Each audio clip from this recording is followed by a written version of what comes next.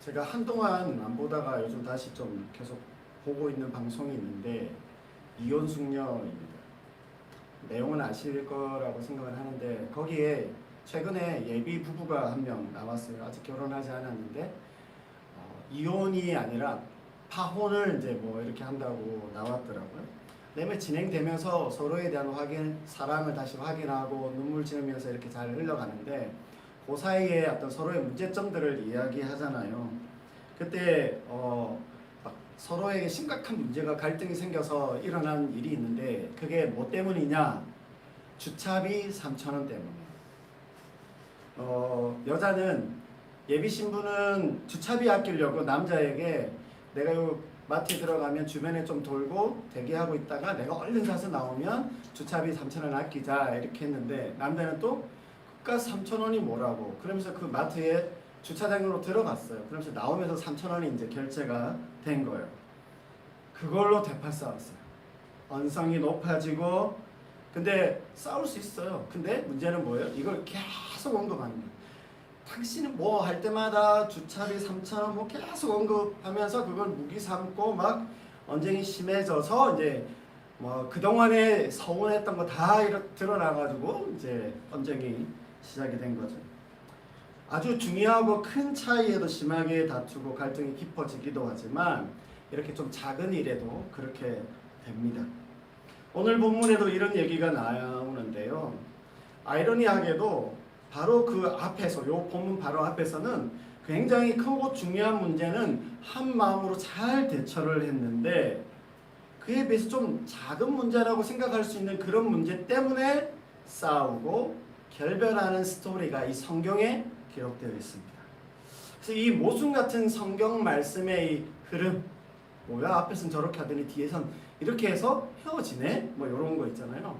어떻게 이해해야 할지 또 우리는 뭘 배울 수 있을까를 한번 오늘 생각해 보도록 하겠습니다. 36절 말씀을 제가 다시 읽을게요. 며칠 후에 바울이 바나바더로 말하되 우리가 주의 말씀을 전한 각 성으로 다시 가서 형제들이 어떠한가 방문하자 하고 앞에 예루살렘 총회에서 이방인의 할례와 그 율법 준수에 대해서 신학적인 그 거대 담론에 대해서 그래도 은혜롭게 잘 마무리가 되고 해결이 됐습니다. 이제 그래서 본격적으로 이방 선교를 이렇게 매진하고 나아가고자 해서 리더인 바울이 어떤 방향을 제시하면서 제안을 한 겁니다. 2차 전도 여행은 우리가 1차 때 갔던 지역을 다시 방문하면서 그들의 신앙을 좀 다시 좀 이렇게 점검하고 확인하고 좀 이렇게 돌아보자라고 하는 제안을 한 거죠.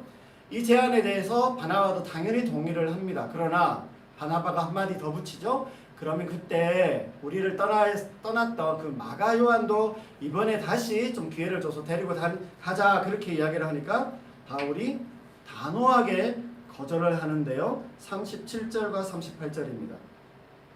바나바는 마가라는 요한도 데리고 가고자 하나 바울은 밤빌리아에서 자기들을 떠나 함께 일하러 가지 아니한 자를 데리고 가는 것이 옳지 않다 하여. 그러니까 13장 13절에 이 부분이 나오는데 본격적으로 소아시아 지역으로 내륙으로 들어가려고 이렇게 막 하고 있는 중에 해안가에 있는 밤빌리아 지역에서 이 마가 요한이 마음이 변했는지 아니면 뭐가 불편했는지 모르겠지만 나 갈래 이러고 예루살렘으로 돌아가 버린 겁니다. 이 사건으로요 이제 막 1차 전도 여행을 시작하면서 본격적으로 전도 사역을 해야 하는데 그 팀 전체 분위기에 찬물을 끼얹은 겁니다. 바울이 가지고 있는 그 뜨거운 열정과 헌신에서 보면 이거 도저히 용납할 수가 없는 거죠. 좀 함께 했던 시간이 좀 짧기는 했지만 전도 팀으로 이렇게 같이 잠깐 이렇게 좀 다녀보니까 아마 바울 마음 안에는 마가 요한이 마음에 들지 않는 그런 모습들을 많이 발견했을 수도 있습니다. 바나바의 조카이기 때문에 별로 그렇게 검증하지 않고 같이 간다고 하니까 그냥 그대로 수용해서 같이 함께 갔던 건데 역시나 마가 요한의 이런 모습 때문에 어려움이 생긴 거죠. 그래서 어떻게 돼요? 39절 이하에 나오는데 이렇습니다. 서로 심히 다투어 피차 갈라서니 바나바는 마가를 데리고 배 타고 구브로로 가고 바울은 신라를 택한 후에 형제들에게 주의 은혜에 부탁함을 받고 떠나 수리아와 길리기아로 다니며 교회들을 경고하게 하니라. 결국엔 두 사람이요, 바나바와 바울이 서로 간의 의견을 좁히지 못하고 계속해서 더 심히 다투었던 것 같습니다.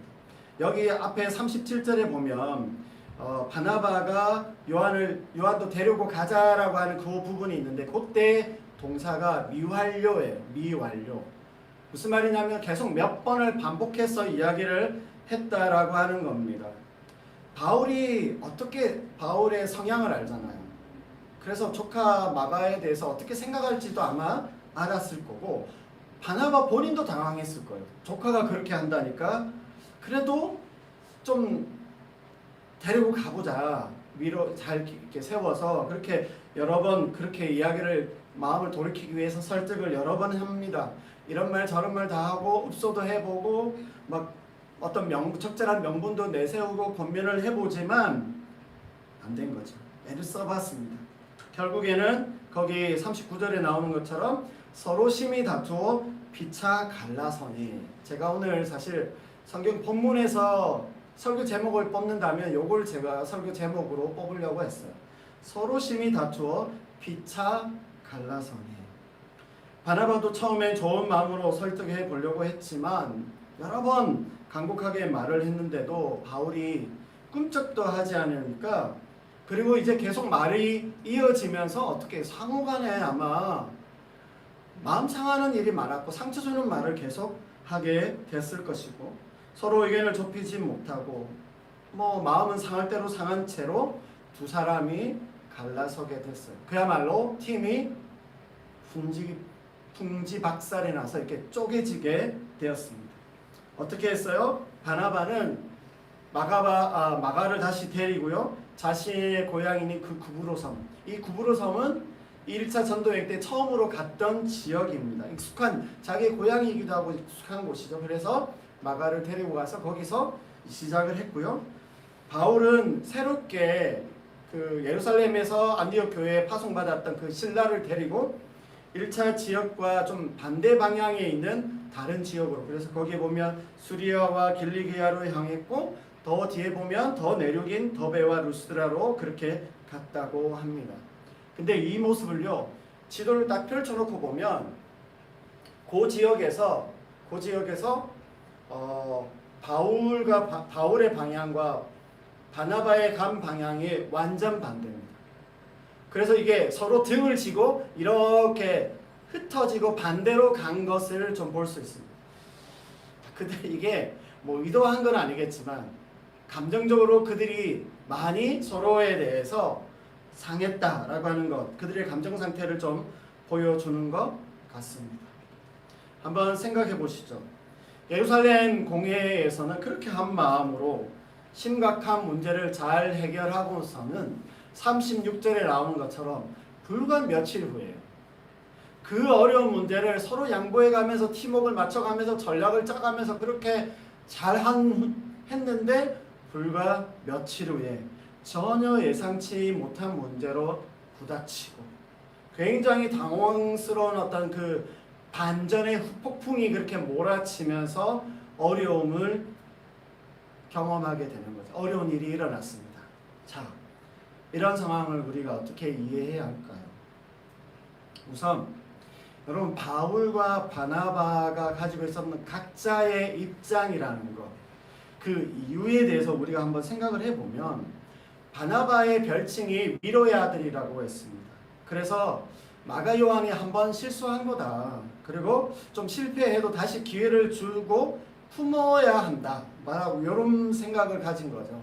이게 복음, 예수님의 그 기본 정신이고, 또 앞으로도 우리가 나하고 그렇게 선교에 있어서도 나고 자를와 함께 같이 가야 되는 게 선교다, 이런 생각을 가지고 있었고, 바울은요, 우리가 본 것처럼 열정적으로 사역을 대하고 있었기 때문에 헌신이라든지 신뢰라든지 이게 가장 기본적으로 바탕을 이루고 있어야 한다고 생각을 했어요. 그래서 이렇게 쉽게 포기하고 중도에 땀만 먹고 떠는 사람, 어떻게 믿어? 뭐 이렇게 된 거죠. 그래서 다시 함께 할 수 없다. 이렇게 딱 잘라서 정확한 성격입니다. 아무튼 그랬어요. 이게 좀 일반화하기는 어렵지만 이 바울의 성향을 좀 보면 목표 지향입니다. 그러니까 좀 아버지의 어떤 그 징계를 담고 있는 그 엄격함이 좀 적용되어지는 케이스다라고 볼 수 있고, 바나바는요 좀 어머니 모성적 위로와 어떤 회복의 주안점을 둔 이게 관계 중심형 스타일이다라고 그렇게 말할 수 있어요. 사람들의 이렇게 보면 이렇게 일과 목적 지향하는 사람이 있고 관계와 사람을 지향하는 그 두 스타일이 있습니다.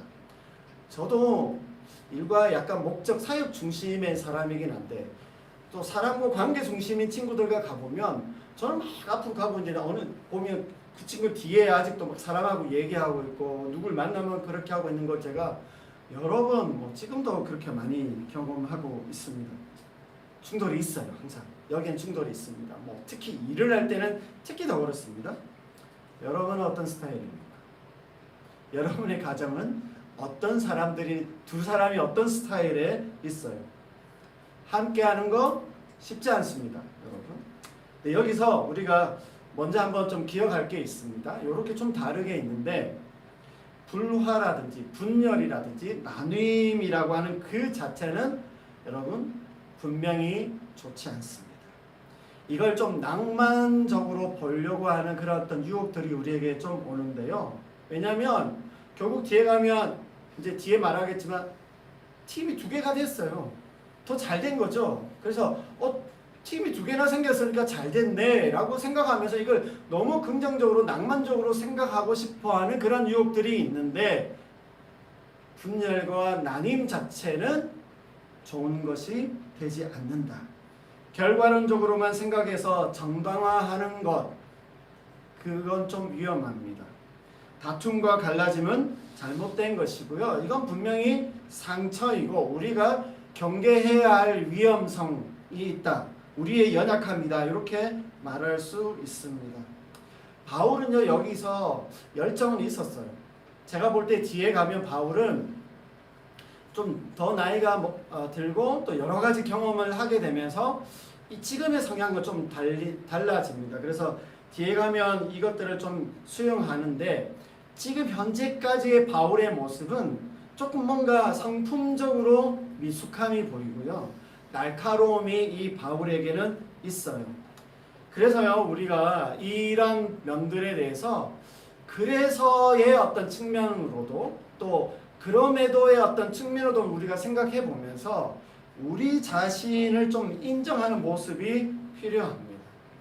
다툼과 나눔을 정당해서는 안 되지만 우리가 다 연약하고 미숙하기 때문에 좀 엄청 조심스러운 말이긴 하지만 여러분 일종의 불편한 평안으로 수용하고 받아들일 필요가 있다라고 하는 것입니다.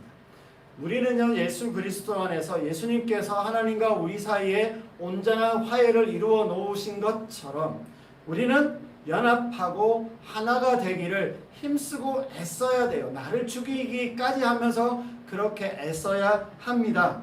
그러나 때로 어쩔 수 없는 상황, 상태도 우리가 맞이할 수 있다라고 하는 겁니다. 우리가 예수를 믿고 교회를 다닌다고 해도 그 온전하고 완전한 연합은요 이 세상에서 우리가 살 동안 지상교회에서는 거의 불가능하고 예수님이 다시 오실 때 하나님 나라가 온전히 이루어질 때는 그때는 아마 가능하다. 그렇게 저희는 믿고 있죠. 그래서 불편한 평안, 불편한 평안함으로 여기는 그 여백을 좀 두는 그런 여백의 공간을 우리가 좀 이게 찜찜하지만 내게 불편한 평화로움으로 내가 가지고 있는 그런 지혜도 우리에게 필요하다라고 하는 겁니다. 그런 의미에서 여러분 너무 우리 자신 어떤 그런 모습들에 대해서 잘못을 인정해야 되지만 심하게 자책하지 말고요.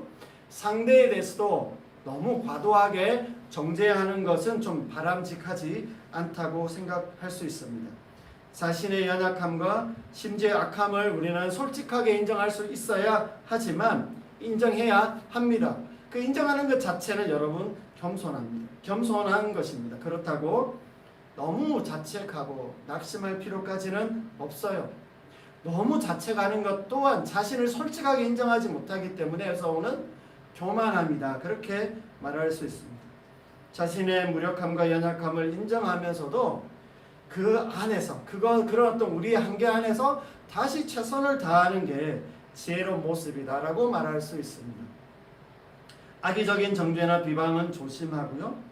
또한 스스로에게 깊은 자괴감에 빠질 것까지는 아니고 서로 다른 의견을 좀 존중하면서 아쉽지만 잘 헤어지는 것도 최선의 성숙함이다 라고 하는 것을 좀 기억해 두면 좋겠습니다. 오늘 여기 나온 케이스가요, 바울과 바나바의 이 케이스가 조금 애매한 면도 없지 않아요. 그래서 아마 누가는 여기에서 딱히 누가 더 맞다 라고 하는 그 어떤 편들어 주는 것을 정확하게 말하고 있지 않습니다.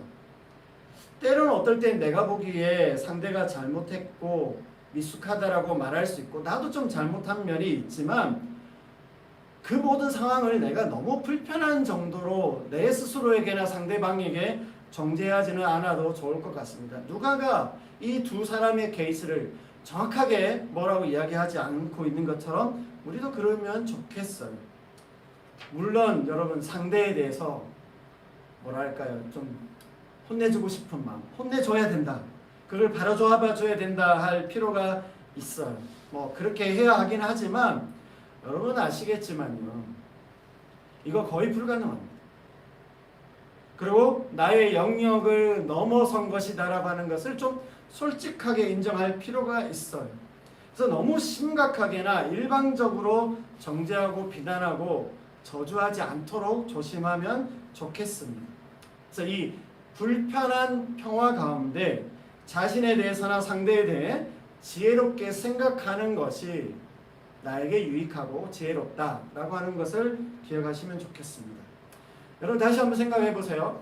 바울과 바나바 중 여러분들은 어떤 성향입니까? 저는 사역을 하면 좀 바울과 같은 기질이 없지 않습니다. 그러면서도 바나바의 이런 선택에 대해서 제가 또 무시를 못해요.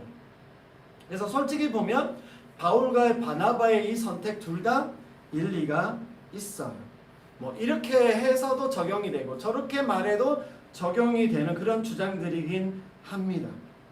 그래서인지 누가는 어느 편도 들지 않고요, 그냥 사실은 나열하는데 그냥 아주 건조하게 두 가지를 이렇게 딱 던져놓고 기록을 하고 있습니다. 그냥 그래서일 수도 있지만 여기엔 어떤 의도도 있다라고 하는 거예요.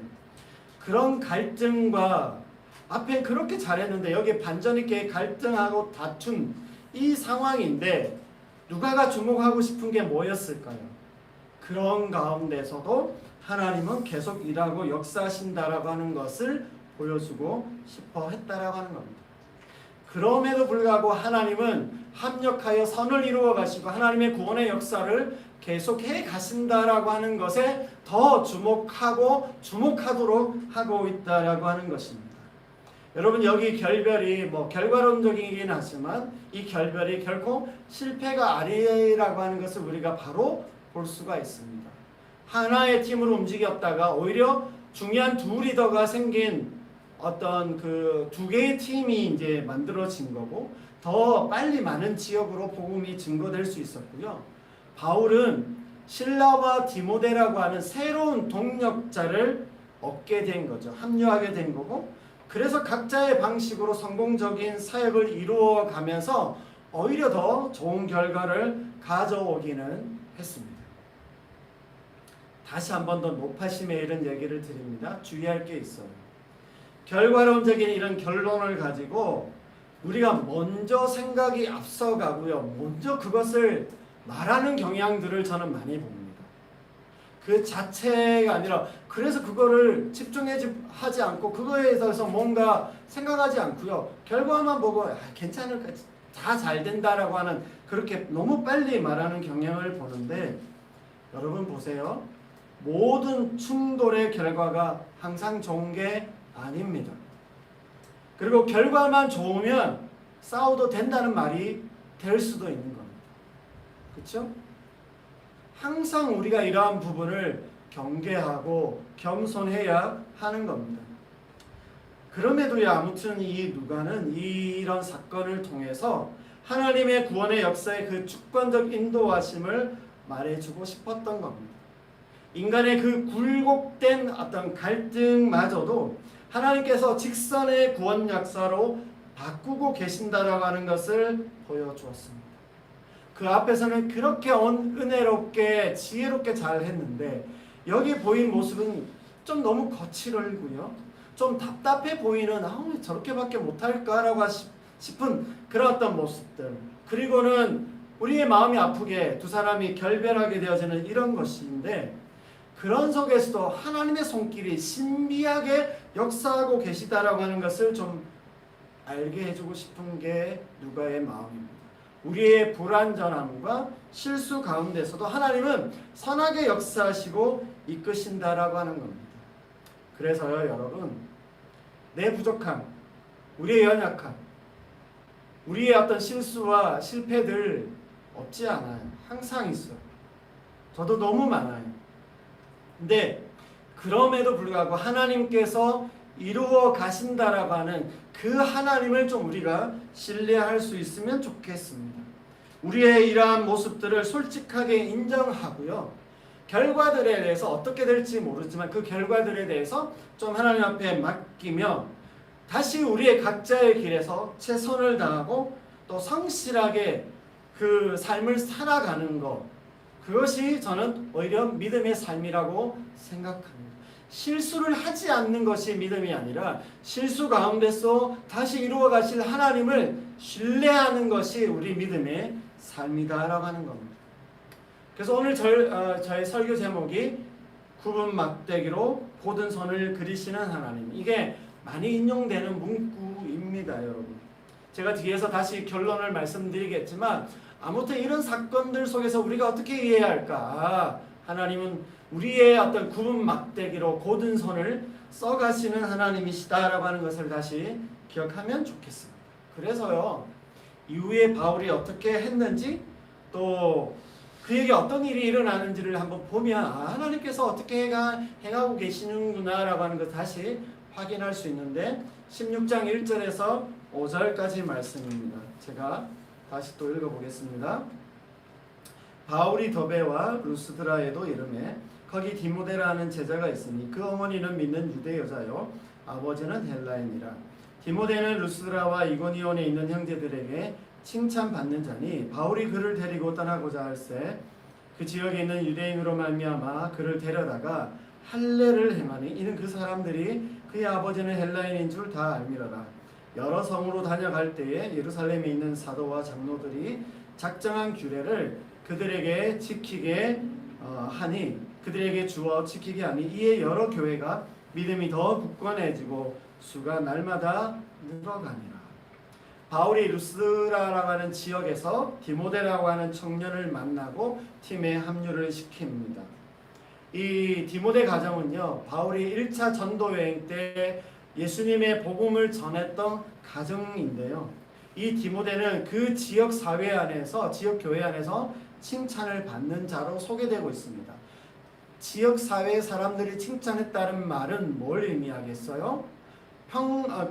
평판이 좋고요, 검증이 된 사람이다라고 하는 것을 말해줍니다. 마가 요한은 바나바의 조카로서 그대로 이렇게 받아들였어요. 그래서 이렇게 벌어진 결과일 수 있는데 이 디모데는 주변의 어떤 추천과 검증을 거쳤기 때문에 바울이 아마 디모데에게 여러 기대를 아마 걸고 또 앞으로의 사역에 대해서 더 아마 위로를 받고 용기를 얻었을 거라고 생각합니다.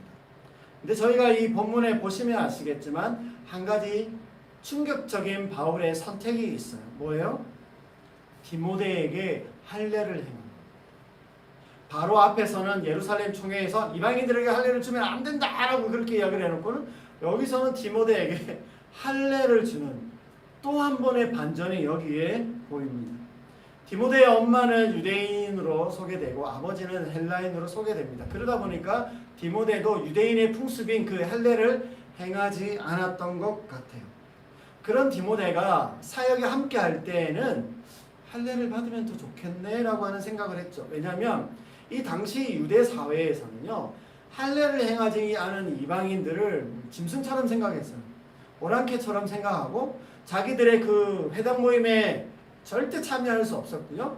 같이 대면하고 이야기하고 식사하는 것조차도 꺼려했기 때문에 앞으로 디모데와 함께 또 앞으로 이 디모데를 통해서 4세대 어떤 지도자로 세워야 되기 때문에 선교 현장과 앞으로의 사역을 위해서 이런 디모데가 구원을 위해서 반드시 받아야 한다는 것과 사역을 위해서 할례가 뭐라고 그걸 못 받겠어 라고 하는 유연한 태도를 오늘 바울이 선택한 겁니다. 은혜로 구원받는다는 이 복음의 본질은 훼손하지 않는 그 범위 안에서 이 비본질적인 관습이라고 여긴 거죠. 할례가 구원과 상관없다라고 아예 인정을 했기 때문에 바울은 그거에 대해서 수용하고 유연한 태도를 보여주고 있습니다. 이게 예수 그리스도 안에서 구원받은 사람이 가질 수 있는 자유함이다라고 말할 수 있어요. 어찌 보면 사실 조금 안타까운 건 바나바와의 갈등 속에서도 이렇게 있었으면 좋았을 텐데 바울이 여기서는 이 선택을 하는 게 조금은 아쉽다. 바울이 이런 선택을 하는구나. 이렇게 좀 생각을 해볼 수 있습니다. 아무튼 우리가 복음의 그 본질 안에서는 좀 유연하게 대처하고 선택하는 것은 분명히 이 갈등을 줄이고요, 하나 되고 연합하는데 굉장히 중요한 역할들을 할 거다라고 하는 겁니다.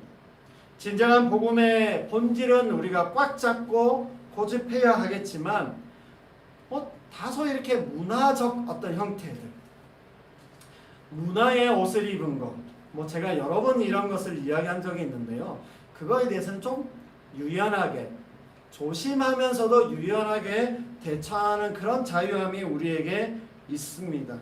그래서 오늘 이 디모데에게 할례를 행하고 있는 이 바울의 좀 유연한 모습, 어떤 자유함, 이런 것 속에서요, 우리가 세상 가운데에서 또 여러 관계 안에서도요, 수용 못할 것 없고요, 양보 못할 것도 없고, 충분히 내 안에 받아들이지 못할 것도 없지 않나. 그래서 이걸 거룩한 변장이라고 하더라. 겉과 속이 시커먼 게 그리스도인이야, 이렇게 생각할 수 있겠지만 복음을 위해서, 하나님의 이름을 위해서 조금은 변장해도 되는 그 거룩한 변장의 옷을 입을 수 있다라고 하는 것이 우리 안에 복음 안에서, 말씀 안에서 자유함이 있는 그 믿음의 선택일 수 있다라고 하는 것이고요. 우리도 그와 같은 삶을 좀 살아갈 수 있으면 좋겠습니다. 이제 말씀을 정리하면서 마치도록 하겠습니다. 부부 상담 얘기가 나오는데요, 오늘 부부 상담에서 남편과 아내가 심하게 싸워서 분위기가 험악했다고 합니다. 뭔 일이냐고 물으니까 남편은 아내가 자기의 의견을 무시했대요. 그리고 아내는요, 남편이 자기를 존중하지 않는다라고 그렇게 이야기를 하더랍니다. 아, 그래요? 그러면 뭘로 싸웠어요? 그렇게 이야기하니까 냉장고 정리 방식 때문에요, 그렇게 이야기하더랍니다. 가정마다 가끔 치약 짜는 그 방식 때문에, 끝에서부터 자르냐 중간에 푹 눌러 자르냐 이런 것 때문에도 많이 싸워요. 세상에 이렇게 냉장고를 정리하는 방식으로도 싸워서 말도 안 하고 험하게 해서 안 산다고 하는 것까지 이렇게 말이 나올 수 있는 게 우리의 관계의 모습이 아닐까 생각합니다. 오늘 바울과 바나바는요, 예루살렘 총회에서 엄청난 문제를 정말 잘 해결하고 소위 승리를 거두었어요. 근데 36절의 말씀처럼 불과 며칠 후에 사소하다고 하면 할 수 있는 그런 작은 문제, 인사 문제로 크게 싸우고, 그러고는 정말 다시는 안 볼 것처럼 반대 방향으로 나아간 것을 우리가 보게 되었습니다. 아니, 성경은 은혜로 와야 되는데, 그리고 복음을 전한 그 대사도들인데 왜 이렇게 사도들 간에 대판 싸우고 갈라서는 낯뜨겁고 어처구니 없는 이런 일을 왜 기록했을까? 뭘 우리에게 알려주고 싶었을까를 한번 생각해 보아야 합니다. 여기에서 우리는요, 뭘 알아야 되냐? 우리는 누구나 다 연약하고 불완전하고요, 잘못된 선택과 행동을 할 수 있다라고 하는 것을 보여줍니다. 그리고 어느 편도 정확히 들지 않으면서도 누가는 하나님의 역사하심은 여전하게 있다라고 하는 것을 말씀 속에 딱 한 줄로 넣어두었어요. 하나님은 이렇게 하고 계신다. 인간이 이렇게 굴곡지게 했는데 하나님은 그 구불구불한 막대기로 고든 선을 써가신다라고 성경이 기록하고 있는데 이게 너무 놀라워요. 그게 15장 41절 말씀에 수리아와 길리기아로 다니며 교회들을 경고하게 하니라. 교회들을 경고하게 하니라. 16장 5절 끝에 오늘 읽은 말씀에 여러 교회가 믿음이 굳건해지고 수가 날마다 늘어가니라. 우리는 좀 구불구불하게 했는데 하나님은 그걸 고든 선으로 만들어 가신다라고 하는 걸 이렇게 딱 숨겨놔서 한 문장으로 만들어 두었습니다. 사도들조차도 때론 그런 연약함과 부족함으로 굴곡되게 만들 수밖에 없지만 하나님은요, 그러한 굽은 막대기로 고든 선을 그려가고 계신다라고 하는 것을 우리에게 보여주고 다시 확신하고 기억하게 하고 있다라고 하는 겁니다. 여러분, 우리 인생에 우리가 살아가는데 하나님은 동일하게 우리의 삶 가운데 역사하실 수 있습니다. 역사하신다라고 하는 것을 좀 우리가 기대하면 좋겠어요. 그게 믿음입니다. 하나님은 내 삶 가운데서도 그렇게 역사하시고 인도하신다라고 하는 것을 기억해야 돼요. 그래서 오늘 제가 그림을 하나 AI에게 부탁을 했어요. 이거 몇 번을 바꿨어요. 제가 막 원하는 대로 이렇게 제 의도를 잘 파악을 못해서 한 3-4번 이상 이놈 저놈 다 시켰어요. 그래가지고 마침내 제가 원하는 그림을 이렇게 건져냈습니다. 때로 우리의 잘못이든 다른 사람이나 어떤 상황의 문제이든 간에 그게 좀 실패한 듯 보이고 일이 좀 많이 고인 것 같고 인생이 구불구불해진 듯 그렇게 보여도요, 우리 굽은 인생길 같은 그런 인생길을 고든 선으로 하나님은 그려가실 수 있고 그런 하나님이시다라고 하는 것을 우리가 다시 한번 신뢰하며 바라보고 나가면 좋겠습니다. 겸손하고 진실된 마음으로 하나님께 우리의 모든 상황과 관계의 모든 문제를 좀 맡겨드리면서 더욱 우리가 하나님을 신뢰하고 다시의 우리의 삶을 믿음 안에서 최선을 다해 살아가는 우리 모두가 되시기를 주님의 이름으로 축복합니다. 아멘.